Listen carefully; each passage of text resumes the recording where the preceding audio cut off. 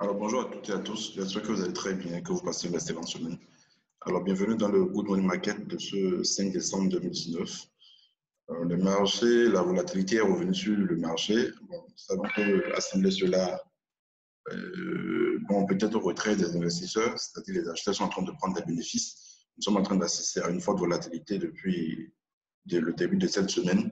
Alors je vais essayer de faire rapidement quelques analyses sur certaines paires que j'ai identifiées depuis le mardi passé. Alors d'abord, j'ai les paires en CAD, d'accord? J'ai d'abord le CAD JPY, d'accord? Le CAD JPY ici, je suis sur le graphique H4. Je vais d'abord tracer la tendance haussière.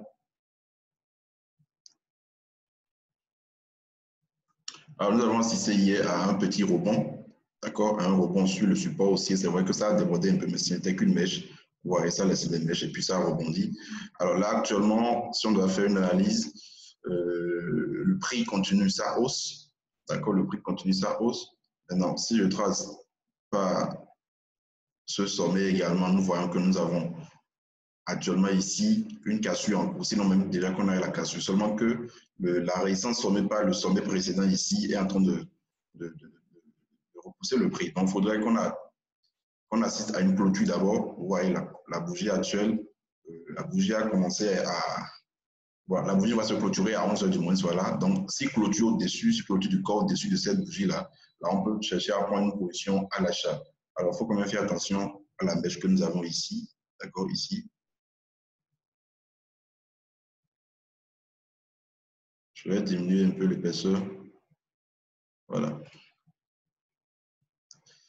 Donc, si clôture au-dessus des 82,60, là, on peut prendre une position à l'achat sur le 4 JPY. Voilà. Et là, ce sera une logique. Parce que regardez, vous avez, j'avais tracé cette résistance baissière, d'accord, depuis le sommet que vous avez ici. Alors, c'est vrai que ça a cassé, ça a intégré plusieurs fois, mais au finish, c'est pas ici. Au finish, c'est ici que ça a cassé, mais au même moment, ça a formé une petite tendance haussière. Donc, vous voyez, ça monte, ça corrige, ça monte, ça corrige, et là, c'est une nouvelle phase d'impulsion. C'est vrai que le point d'entrée idéal, c'était ce niveau. Vous voyez le rebond qu'on a eu hier, d'accord, mais il n'est pas encore tard. On peut toujours prendre une position à l'achat après clôture du corps de la bougie au-dessus des 82,60. Donc, c'est à surveiller. À 11h, si clôture au-dessus de ce niveau, on peut prendre la position à l'achat. Alors, je continue toujours avec les CAD, EuroCAD. EuroCAD également. Je vais tracer le support haussier et également à partir d'ici, ce que nous avons. Alors ici, il faut faire attention. On ne peut pas encore parler de cassure. D'accord? Regardez, ça laisse beaucoup de mèches. Donc, ce n'est pas bon. Et vous voyez, après cette forte accélération, ce n'est pas du tout bon. Alors, je vais tracer, si je dois considérer les deux sommets que nous avons, on peut parler de tout top. D'accord? Et attendre une clôture en dessous de 1,4580 pour prendre une position de vente. Maintenant, il faut également regarder, c'est un support haussier, ça peut rebondir. D'accord? Donc, également ici, nous sommes sur graphique H4, on peut attendre une clôture. Regardez les bêches que ça laisse. Donc, ça peut nous donner un point d'entrée à l'achat également. Voilà. Alors, je continue avec les GBP maintenant, GBP NZD. GBP NZD, on a assisté à une fausse cassure. C'était avant-hier, voilà. D'accord? Ça a cassé le support aussi, et puis par ça a intérêt. Alors, ce n'est pas totalement fini parce que regardez, il y a cette droite ici. Il faudrait qu'on passe vraiment au-dessus de cette droite-là avant de chercher à prendre une position à l'achat. C'est vrai, on a assisté à la cassure du support aussi. D'accord? H4, regardez. Vous voyez? Donc, on s'attendait à ce que ça casse. Si vous avez suivi la revue de marché hebdo, on s'attendait à ce que ça casse cette droite ici pour prendre un achat. Ça a rebondi plusieurs fois. Finalement, ça a cassé le support haussier. On a pris une vente. L'objectif final, c'était ce niveau. Paf, ça a retracé de la totalité du mouvement. D'accord? Donc, si on doit reprendre une analyse maintenant, il faudrait qu'on casse ce niveau pour acheter. Maintenant, on peut toutefois prendre le rebond. Maintenant, ça dépendra de la figure qui va se former, la configuration de la bougie qui va se former. C'est là maintenant qu'on peut chercher à prendre un rebond, c'est-à-dire une vente dans la zone ici, ou une nouvelle phase de baisse. Donc, voilà. Là également, c'est à surveiller. C'est à surveiller. Donc, les GBP sont en train de monter. Alors, on a eu un très bon plan hier, GBP USD, qui a cassé le range. Vous voyez, Magnifique. Je vais même enlever d'abord ce support. Donc, impulsion, correction, impulsion, consolidation orange, d'accord? Et puis, paf, ça casse hier et ça part. Alors, on n'a pas envoyé, mais bon, on a pris la position à l'achat parce que si vous avez suivi quand même nos revues, si vous suivez nos revues, vous allez, vu qu'on a parlé plusieurs fois de ce range-là, d'accord? De ce range qui a commencé depuis le 16 octobre. Et hier, ça a cassé ici, on a eu une clôture dessus, et puis paf, c'est parti. C'est en train de partir actuellement. D'accord? Maintenant, si on peut prendre une position à l'achat, non, je ne pense pas. Il faudrait attendre une correction. Il faudrait attendre une consolidation. Excusez-moi, un retour du prix, si possible, sur la bonne supérieure du range pour pouvoir prendre un bon point d'entrée à l'achat. Voilà.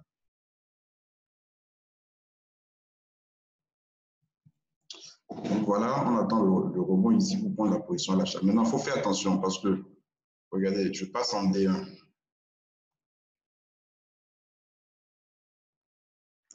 En D1, si je trace la résistance baissière,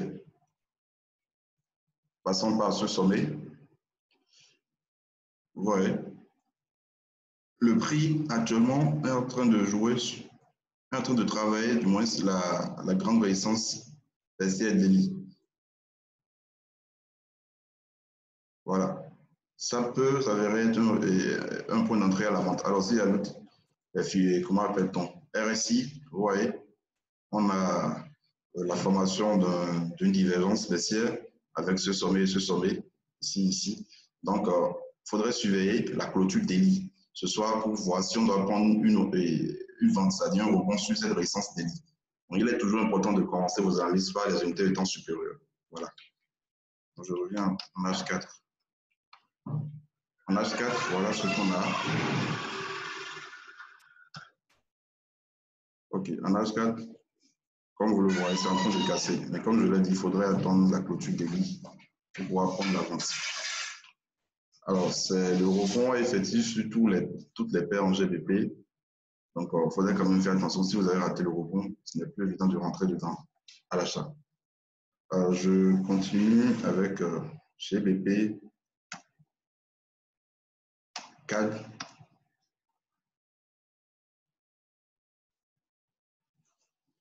GBP, CAD également. Accélération haussière. Je passe en D1. Voilà.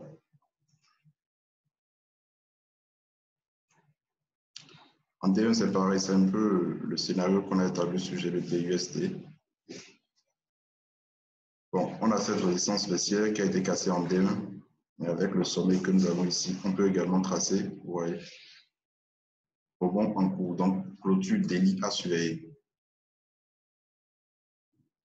Voilà, donc clôture d'Eli à surveiller, d'accord, voir comment ça va réagir sur cette résistance. Si clôture au-dessus, alors là, ce sera probablement un point d'entrée à l'achat. Je voulais également parler de l'euro-dollar.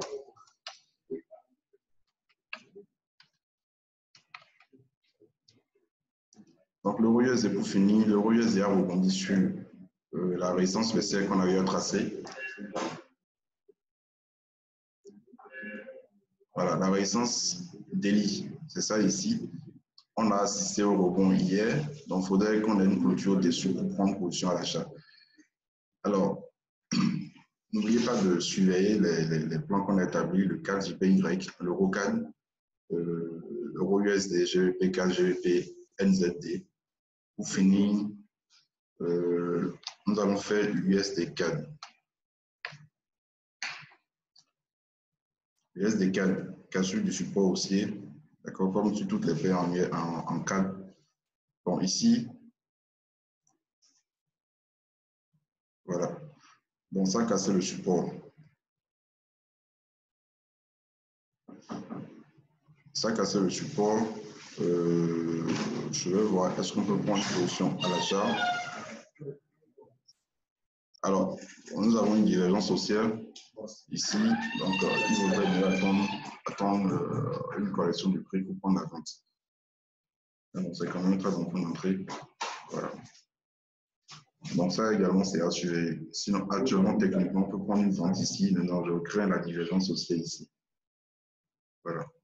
Donc, n'oubliez pas de surveiller les plans et également de vous abonner à la chaîne YouTube et de partager. Une très bonne journée à tous.